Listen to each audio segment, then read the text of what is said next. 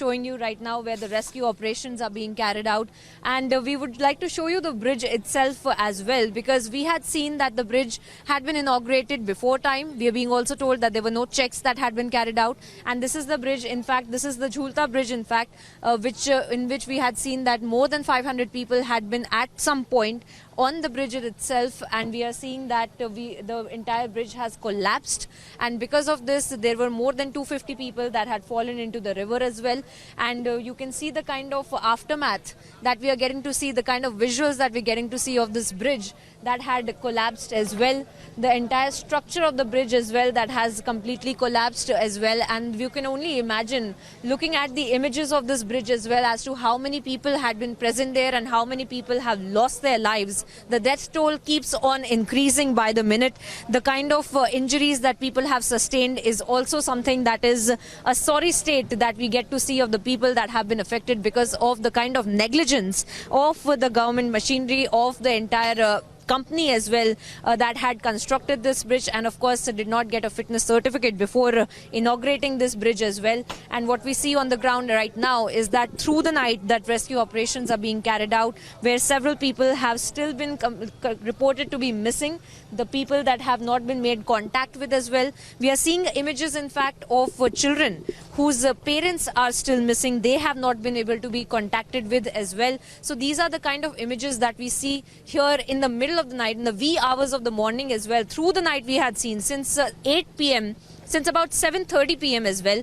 From 7:30 p.m. till 3:30 a.m. from where we are reporting right now, we are seeing that the rescue operations have been going on, and even now we see that unfortunately the death toll keeps on increasing. But we are on the ground. We'll be getting you all the updates from Morbi.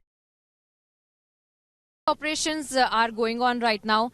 More than the NDRF, we also see the civilian boats that are pulling out these kind of dead bodies as well. They've just pulled out one. We just saw that happening in front of our eyes. And this is hours after this entire collapse of the bridge had taken place. Right in front of us, we've just seen dead bodies being pulled out. There are several of them here. There have been at least more than 150 people that have been reported to be missing. And of course, we are seeing not just the authorities, but also civilians that are hard at work, carrying out these kind of operations, making sure that the dead bodies, in fact, are returned. At least the least that they can do is return the mortal remains of their beloved ones back to their family members, so that at least they can be given some dignity in death. And we are seeing these kind of images.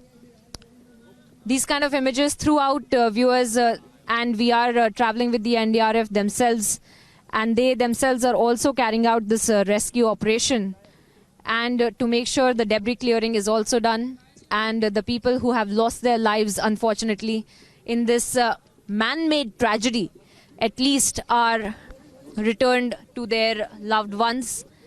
And these are the kind of images that we see throughout this particular area where the rescue operations are being carried out. And this is more than 5 hours into the entire operation that we are now seeing that dead bodies are still being pulled out. The images are gory, but that is what is happening here on the ground, and we're getting you all these images and of live rescue operations that are being carried out here in Morbi.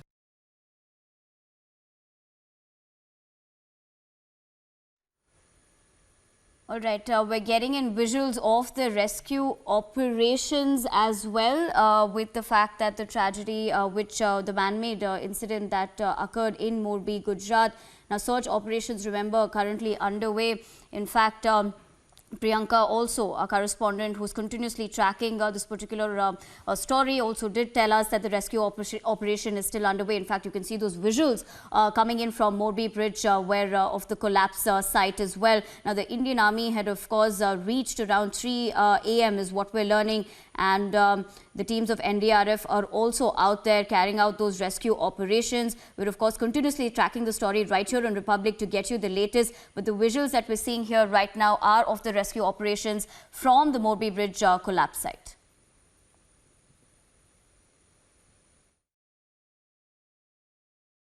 We have reached in the middle of these rescue operations, in the middle of the night, in the wee hours of the morning, where these rescue operations are being carried out.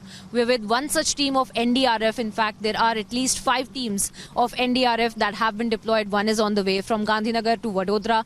But all around me, what I'd like to show you is several boats that are carrying out those diving. But what it actually means, viewers, is to find out the dead bodies, to find out the debris, to find out if there are people who have been stranded here in the water.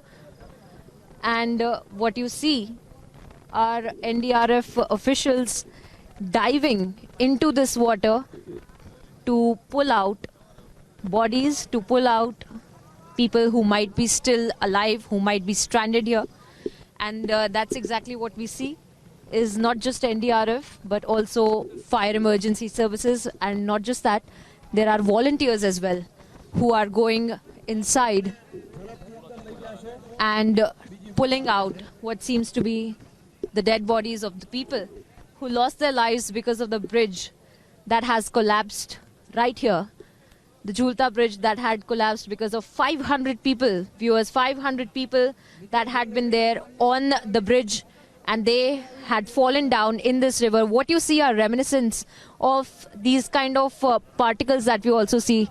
We see footwear, we see water bottles, we see artifacts of people that they might have been wearing, that they might have been carrying, which has been left behind. And that is in itself a story that is telling us about this tragedy that has struck here in the state of Gujarat, in Morbi, in the people of Gujarat that have suffered because of this kind of a man-made tragedy that could have been easily avoided. Now, Priyanka, of course, is continuing to stay with us live, who she has been, of course, tracking this particular story since last evening, since the time, of course, this unfortunate incident did occur in Morbi. Now, we're also getting those visuals live from the civil hospital Morbi, where Priyanka is reporting live from there. Priyanka, coming back to you, there was a reaction earlier as well where local MLA Lalit had said that the overbridge was inaugurated about 6 months ago due to the elections. He alleged that the work was done in extreme haste and proper checks were not made. Now, what is the whole matter? Because, you know, as you're pointing out, of course, we're going to be questioning, confronting those who are responsible for this. This incident could have totally been averted, because once again, you know, pointing out the bridge had a capacity of 150, but they did go on to sell tickets, to about 675 people, which is why this particular incident did occur. But talking about that particular reaction coming in, where he said that, you know, the work was done in extreme haste and proper checks were not done. So a big, angle of negligence, which has now led to the death of so many people.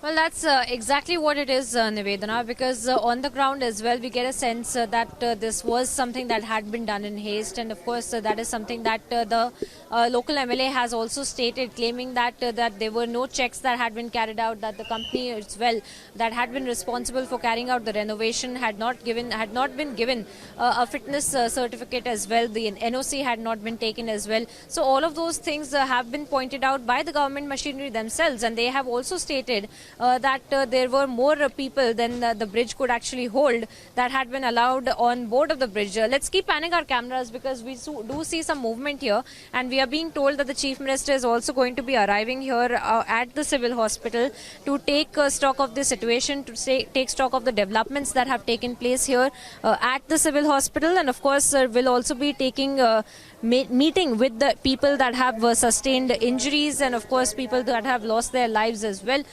and family members of the people that have lost their lives. But of course the major story is that of the negligence that we do get to see, that who really in fact had been responsible for this kind of a tragedy that could have been clearly avoided.